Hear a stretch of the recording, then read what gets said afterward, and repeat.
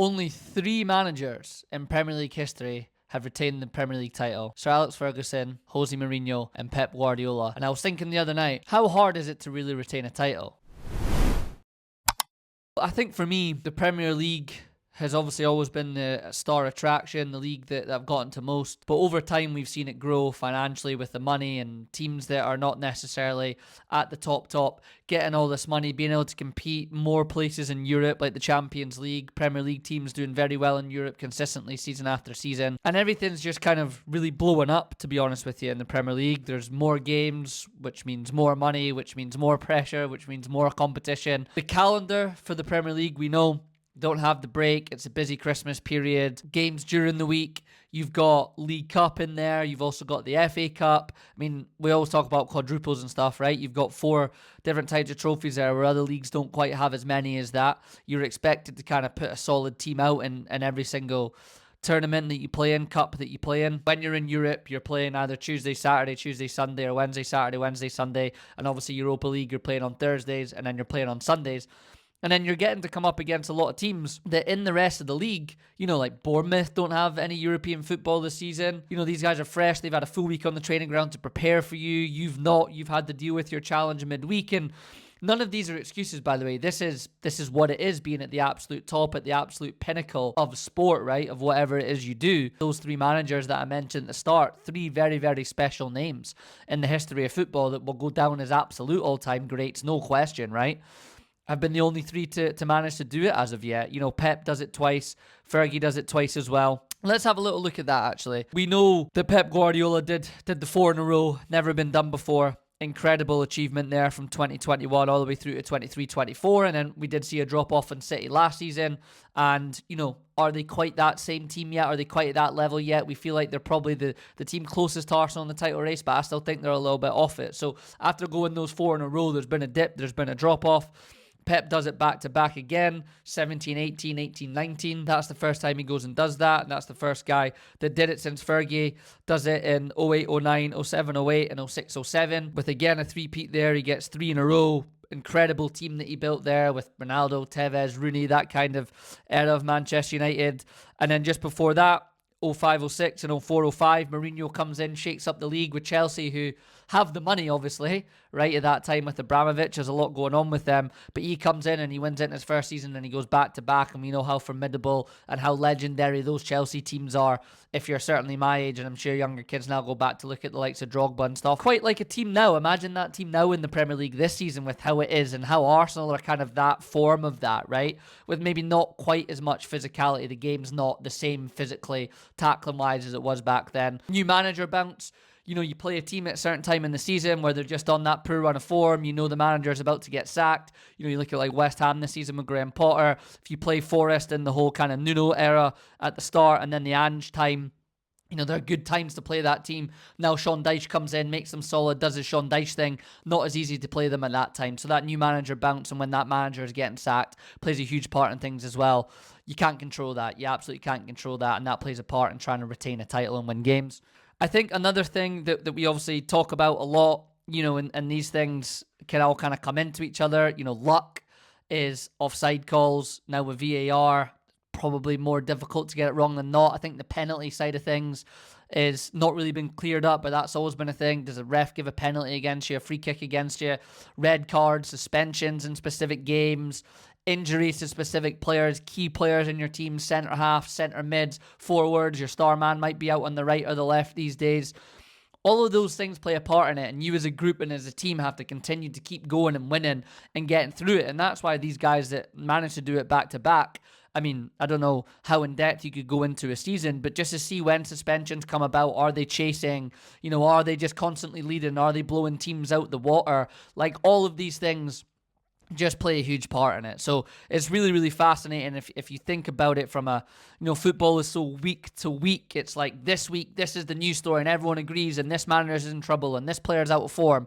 And then all of a sudden there's a game 3-4 days later, that player scores a double, it's a big win and a big game, and all of a sudden you're back off to the races and the whole narrative changes around you. Playing everyone twice is a big thing. You play them once, they kind of figure you out as the season goes on. If you're a new manager that comes into the league, right, and you've got a new tactical thing going on, it takes a bit of time for everyone to catch up to you. understand what you're doing. I think we've seen that with Arne Slot last season. That's another thing that comes into play. Teams get to play you a couple of times. They get to watch a lot of video now, see a lot of footage, see you on the telly, so teams can catch up to you quickly. I wanted to just also have a look at the teams that do win the league and how few there actually are, right? City have been the dominant team in the last kind of decade, really. Liverpool have sniffed 2 Premier League titles in there during that time. Leicester is that kind of random outlier season.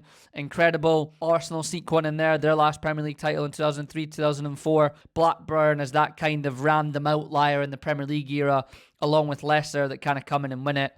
And then obviously we see United get 2 in there, before Leeds have won it. So it's absolutely what we had 2 outliers, Blackburn in 94, 95 and Leicester in 2015, 2016. Motivational drop-off's a big thing. How do you keep people hungry? When you've got things, you get comfortable. It's a natural human emotion, especially in sport. A lot of things can happen off the pitch. You see that with Liverpool this season with the passing of Jota.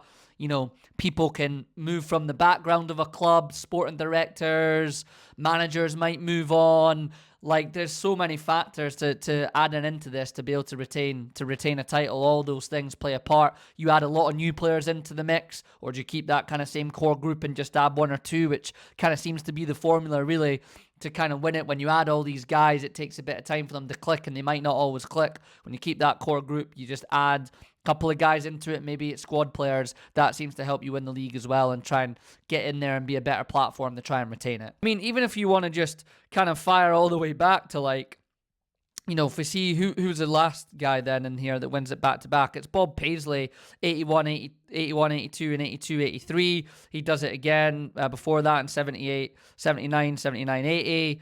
Brian Clough comes in there with Nottingham Forest, again an outlier. Again, Paisley has a back-to-back in there. Shankly's still in the mix. He didn't win as many titles, as you think he did. What did Bill Shankly get? 3 Premier League titles, but he goes down as that real legendary Liverpool figure, very similar to Jurgen Klopp. So if you look at the 3 guys that have won it then, Fergie, Mourinho and Pep, I think there's different things that make them special. We know Fergie was that kind of overseer, not so much on the training ground type of guy, the father figure of it. He had his influence, he had his principles, he had a lot of fallings out. Big, strong character needed in those times, right? That's what he was, and he was so good at just regenerating the squad and getting people out and being ruthless with that and getting rid of them when he felt like it was time to get rid of them. And they were obviously very good with their scouting and stuff then, United, ahead of everyone else at that time, to be able to bring guys in who he knew, just blooding in players like Ronaldo and stuff, getting them in, pulling them out, helping them with the abuses, getting after the Euros, getting a Wayne Rooney in from Everton and being able to deal with him. Just a man-to-man, real type, strong character manager, that father figure that was, that's not really a thing anymore in football. That type of person, that type of character is not really a thing in life anymore, to be honest. So that really is Fergie's main thing for me. If you look into Mourinho, again, I think man-to-man management is a big thing for Jose Mourinho. He see a lot of players crying when he's leaving Chelsea and Inter back in that time period, things like that. But I think he was really able to get us against the world type vibes in it. Chelsea were the boys that have got the cash, they're spending it, they're throwing it. He comes out with the special one. People are kind of like, who is this guy? That us against the world mentality, as well as obviously tactically being very good too, just creating a real strong, solid team that is built kind of to win an English Premier League, especially in that time. Drogba, Lampard and Terry as your backbone to it, Petr Cech in goal.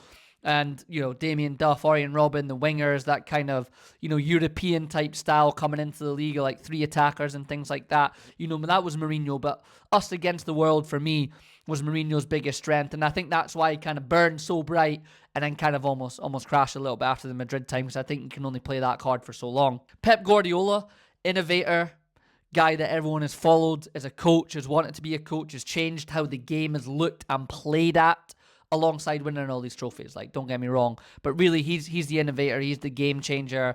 The way he plays, playing out the back, the style of football he had at Barca, and then takes it to Bayern and does well there. He's then brought it over to Man City and done similar here, just complete death by possession and suffocating another team and influencing the world of football. You know, not to say that Fergie and Mourinho don't have influences, they do in those different ways, but in terms of how the game is played, that is Pep Guardiola, and that's what he's given the game, and that's what makes him so special to probably be able to retain the Premier League, not just once, but twice. So after all that, winning the Premier League is about surviving the injuries, the tactical changes in the game, suspensions, fixture, congestion, calendar. All of these things play a huge part in trying to retain the Premier League. That is why, for me, it's the most difficult league in the world to be able to try and retain. And especially these days with the money and everything that's come into it, it's getting harder and harder to look to retain that title. Let me know your guys' thoughts. Who's going to be the next person to retain it back to back? It doesn't look like it's going to be Liverpool this season. That other thing that we didn't speak about is, you know, being the hunter and the hunted. Two completely different mindsets and two completely different sets of pressures on there. Can Arsenal do it this season? If so, can they go and do it again and retain it? Or will it be City and Pep if they can get over the line this season before he probably bows out and says goodbye to football? So if you liked the video, like and subscribe to the channel. And as always, until the next one, have a good one. Peace.